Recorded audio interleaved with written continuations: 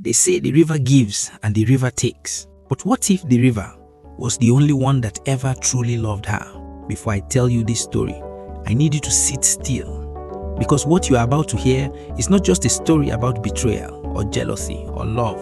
It is a story about a girl who was thrown away and came back wearing a crown. There is a village, Umuahoro, where the river runs slow and wide, and the women say it hums at night like a mother singing her children to sleep. In that village, there was a girl named Amara, an orphan, poor, with nothing to her name but a voice that could stop birds mid-flight and make old men weep without knowing why. There were women in that same village who hated her for it, not for anything she had done, just for existing, just for being too beautiful, too humble, too close to something they could not touch or explain. They tried to destroy what they couldn't have. They pushed her into a river. They watched her go under, and they walked home and lied about it with straight faces. But the river had been waiting for her. Stay with me, because everything that comes next, everything will shake you to your core. You are watching Tales by RM. If you are new here, subscribe right now and hit that notification bell. We tell stories that move you, shake you, and stay with you long after the screen goes dark. Don't go anywhere, because this story is only just beginning. Her name was Amara, and from the very first morning of her life, the world had decided to make things hard for her. Her father had died before she learned his face. Her mother, a small, gentle woman named Chioma, had raised Amara alone on prayers and groundnut soup and the stubborn, quiet kind of love that does not announce itself. The kind that just shows up every single day. In the village of Umuahoro, everyone knew Amara. Not because she was loud, not because she demanded to be seen. They knew her because of her voice. When Amara sang, the compound went quiet. Market women stopped counting money. Children stopped fighting. Even the old men sitting under the mango tree would close their eyes and breathe differently, like something in the music reached the parts of them they had long stopped watering. But behind the beauty of that voice was a heavy life. Chioma had been sick for 2 years. The kind of sick that doesn't announce itself loudly, it just takes things slowly. A little strength here, a little color there, until the person you love is still there in front of you, but becoming thinner by the week. Amara did everything. She fetched water before sunrise, she cooked, she cleaned, she sang to her mother on the nights when pain made sleep impossible. She held her hand through the fevers. She sat in the dark when she thought her mother was sleeping, and she cried the quiet kind of tears, the ones where you press your mouth shut so no one hears you breaking. And then one morning, Amara did not wake up. She had gone in the night, gently, the way she had always lived, without making trouble, without making noise. Amara sat beside her for a long time before she understood. And when she understood, a silence fell inside her that was louder than any crying she had ever done. No relatives, no money, no plan. Just a girl, an empty room, and a voice that the world had not yet decided what to do with. But Amara was not the kind of girl who stayed on the floor. She washed her face, she tied her wrapper, and she went looking for work. Word had reached her about Chief Okafor, the wealthiest man in the entire region, whose mansion sat at the edge of the village like a promise the village had made to itself and never quite kept. They needed a maid. She applied. They hired her. And just like that, Amara walked through the gates of the grandest house she had ever seen, carrying nothing but her grief and her dignity. The mansion was everything Umuahoro was not. High ceilings, cool marble floors, corridors that echoed when you walked through them, as if the house itself wanted you to know you were small inside it. The other maids had already carved out their territories, their roles, their alliances. They watched Amara arrive the way women sometimes watch a new woman. Quickly, completely, calculating. Amara noticed and said nothing. She put her head down and walked. She swept floors no one else swept completely. She polished things that had not been polished in months. She hummed while she walked, not to perform, not to be noticed, just because music was the only thing that had never left her. And that is how Chidubem had her. Chidubem, Chief Okafor's son, educated, tall, the kind of young man who had grown up with everything and somehow had not been ruined by it. He was crossing the inner courtyard one morning when he heard it. A voice coming from somewhere in the kitchen wing, soft and low and completely unaware of itself. He stopped walking. He just stopped. He found her on her knees scrubbing the kitchen step. She did not notice him at first. She was singing the way you sing when you think no one is listening, from somewhere deep, somewhere honest. When she finally looked up and saw him, she went quiet immediately. "Forgive me, sir, I did not know anyone was there." He said, "Don't stop." That was the beginning. Not of romance, not yet, but of attention. Chidubem began to notice Amara in the way a man notices something he cannot explain and cannot ignore. He began to bring her things. A gold necklace from the city, fine cloth, a pair of shoes, small gestures that grew heavier with meaning the longer they continued. And every single time, Amara refused. Gently, respectfully, but completely. "Sir, I am a servant in your father's house. It is not proper for me to receive these things from you." Chidubem looked at her for a long moment each time she said this, like he was trying to remember the last time someone had said no to him without an ulterior motive. Like her refusal was a language he was only just learning how to read. The other maids were watching all of this. Oh, they were watching. Every gift that Chidubem offered and Amara refused to catalogue like evidence. Every conversation, every extra second he spent near her. Jealousy is a quiet fire at first. It crackles.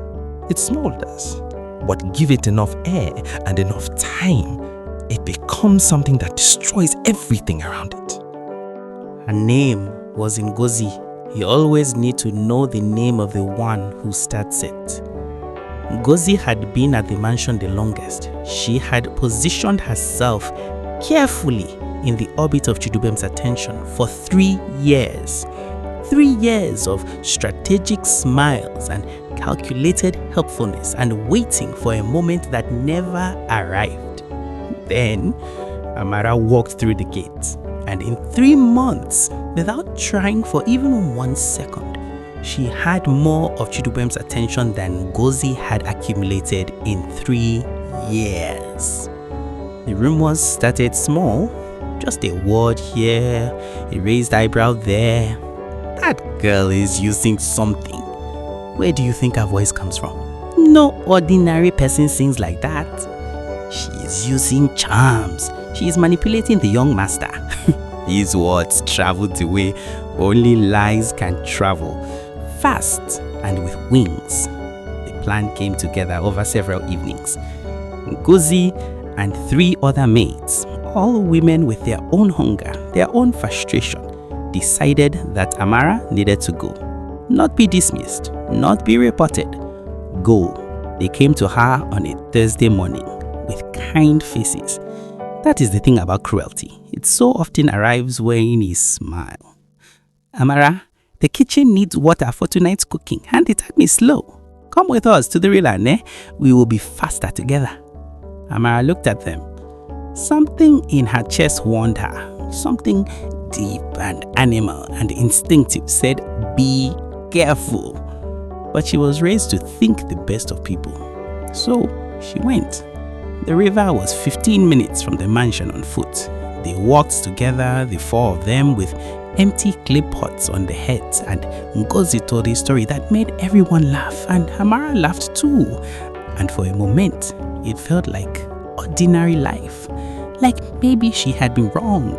Like maybe this was just a water trip and nothing more. They reached the bank. And then the laughter stopped. Ngozi turned to her. "So you think you can use your small voice and your witch shy to take what belongs to others. Amara stepped back. I don't know what you are talking about. Liar! You are a social climber, a manipulator. You came from nothing and you want to steal everything. Amara's voice went quiet. I have taken nothing from anyone. I have only worked. And then they pushed her.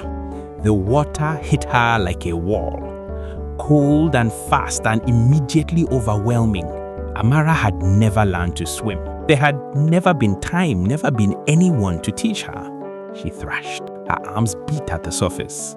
She said, "Help me, please, I can't." She swallowed water. Please help." On the brink, the maids stood still and watched.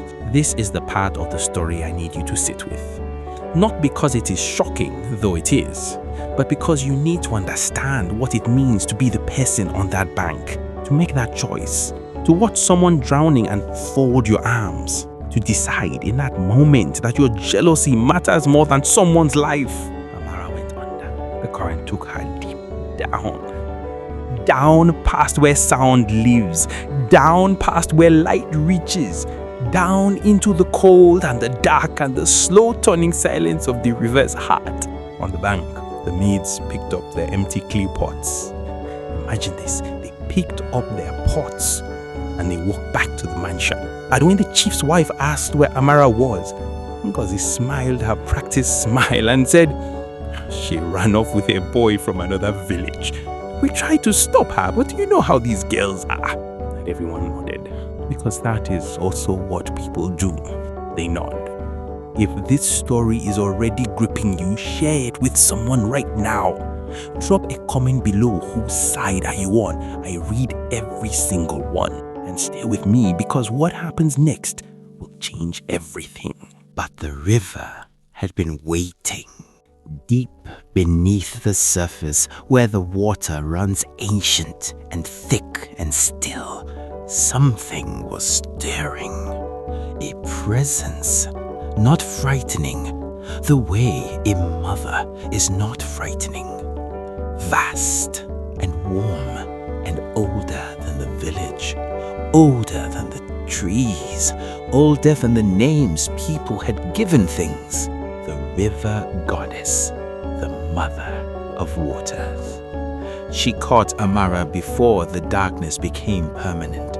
The way you cup a fallen leaf in your palm before it hits the ground. Gently, completely, and in that deep water, where the world above could not reach them, the goddess looked at this girl, this grieving, drowning, beautiful girl, and she said, "You are mine." Amara's eyes opened in that deep water, and she could breathe. She did not understand how. She only knew that she was breathing, and that the water was warm now, and that something enormous and luminous was holding her. "Who are you?" she whispered. And the goddess said, "I am the one your mother came to many years ago, when she could not carry another day and had no one left to ask. She came to this river. She knelt in these waters and she begged for a child, and I heard her. You were born from her prayer and my promise," the goddess said. "You are the daughter of the river, Amara. You have always been mine, and I do not lose what is mine." Amara wept in that deep water, not from fear, from something older than fear. The grief of finally being recognized, the grief of finally being claimed. After years of being nobodies, of being the orphan girl with no people and no protection and no one to stand before her and say she is ours, she finally heard it. "You are mine." The goddess breathed life back into her, and then she gave her something more. A power that the river had been holding in trust for her since before she was born. "Return to the world above," the goddess said. "Face those who harmed you, not with hatred, for hatred will only make you small, but with the full weight of truth. Let them see what they tried to drown. Let them understand what the river decided to keep. It started the night after Amara disappeared. Ngozi woke at midnight to the sound of singing, coming from nowhere she could locate. She sat up in her cot, heart hammering, and through the thin curtain of her window she saw a figure standing in the courtyard, wet. Amara. She screamed, "It's her! She's back! She's..."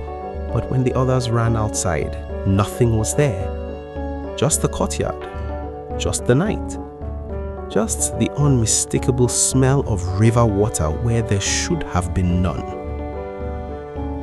For 3 nights it happened. The singing, the figure. One maid called Ada woke to find her cup of water on her bedside table had turned completely dark, the color of deep river water. She threw it against the wall and did not sleep again that night. Another maid, busy, slipped on dry ground near the compound tap and barely caught herself before her head hit stone. No water, no reason, just the ground betraying her the worst possible moment. And then there was Effa. Effa had laughed the loudest on that riverbank, had been the last one to turn away, had watched the longest. Effa went to the market on a Saturday morning, took the familiar path past the stream, and the current reached her. In a stream that should have been ankle deep, in water that had never taken anyone. She was pulled in like the water recognized her, like the river had been waiting for her specifically. They found her downstream. The village went still with fear, because people in Umuahoro understood things that cities have long forgotten. They understood that the river remembers, that the water keeps records, that there are crimes committed at a riverbank that the river does not forgive. Ada could not sleep anymore, could not eat, could not look at water without seeing Amara's face beneath the surface. She sat with it for 10 days. The guilt, the terror, the knowing. And on the 11th day, she walked to the chief's main hall, stood before him and his wife and Chidubem, and she broke. She fell to her knees and she confessed everything. We pushed her in at the river. We pushed her in and we watched and we came back and we lied. Ngozi said she would ruin all of us if we spoke. I was afraid. I was a coward. Please, I am so sorry. I am so sorry, please. The room was completely silent. Chidubem stood very still, and then his face, the face of a man who had been told a lie and half believed it because the alternative was too painful to consider. And then the door opened. Not dramatically, not with a crash or a burst of light or a clap of thunder. Just the door of the main hall opening slowly, and Amara walked in. She was the same, and she was different. The same face, the same gentle eyes, the same quiet way of carrying herself. But there was something around her now, something the air did differently near her, something that made the room feel smaller and her feel larger, like the river had sent her back with interest. Ada stopped crying and stared. Ngozi, who had been summoned to the hall as part of the confession, went pale as she had never gone in her life. Her hands shook, her lips moved, but no sound came out. Because Amara was standing here, alive, in the house they had returned to and lied in, and there was no story left. The lie was over. Chidubem crossed the room in 3 strides. He didn't speak at first. He just stood before her with his hands at his sides and his eyes saying everything his voice couldn't organize. "You're here," he finally said. "You're actually here." She nodded. "I'm here." He took her hands in front of his father, in front of the entire household. "I will marry this woman." Simple, direct, final. I don't need a ceremony to decide this. I don't need time. I need it done, and I need it done right. And then Amara did the thing that no one expected. The thing that even now, I find it difficult to tell without my voice changing. She turned to the maids, to Ngozi, to Ada, to the one still standing in the room, and she said, I forgive you. Not performed forgiveness, not said for an audience. She said it looking directly at Ngozi, the one who had started everything, the one who had planned it, the one who had watched the longest. What you did was wrong. What you chose was wrong. But I was not raised to carry hatred. My mother taught me that the heart is a vessel. Fill it with bitterness. And there is no room left for what matters. So I'm choosing not to fill it with you. The room was completely still. Even the chief, even his wife, even Chidubem, who had just declared he would marry this woman, even he was looking at her like he was seeing the full size of what he had fallen for. Chief Okafor sat with it for 3 days. He was a man who had built everything on discernment, the ability to look at a person or a situation and see clearly what it was made of. And for 3 days he looked at Amara, at how she moved through the house, at how she spoke to people, at how she treated those who had tried to destroy her, at the fact that she had been given something extraordinary by a force older than all of them, and she had walked back in here and chosen grace. On the 4th morning, he called Chidubem and Amara to him. His wife stood beside him, and the look on her face was already the answer before he spoke. This girl has proven herself not through the things she has said, Chief Okafor began, but through the things she has done, and through the thing she has been in the middle of everything that was done to her. He looked at Amara for a long moment. You will be a worthy wife to my son, and a worthy daughter to this house. The wedding was held on a Saturday, when the sky was the particular shade of blue that feels like a promise. The whole village came. The whole village that had watched Amara grow up without anyone watching over her. The same village where people had whispered about the orphan girl and her strange singing now stood in their best clothes and clapped, and ululated and pressed money into her hands and told her she deserved it, as if they had always believed that, as if they had also in their silence been part of the world that had left her unprotected. But Amara did not hold that against them either. She danced. She laughed with her head thrown back and her whole body moving. She danced for the mother who never got to see this day. She danced for the girl who fetched water before sunrise in worn slippers, who cried in the dark so no one would hear. She danced for every version of herself that had not yet known this was coming. And when they played the slow song near evening, when the candles were lit and the courtyard smelled of palm wine and fried plantain, she sang, not to perform, not for anyone else.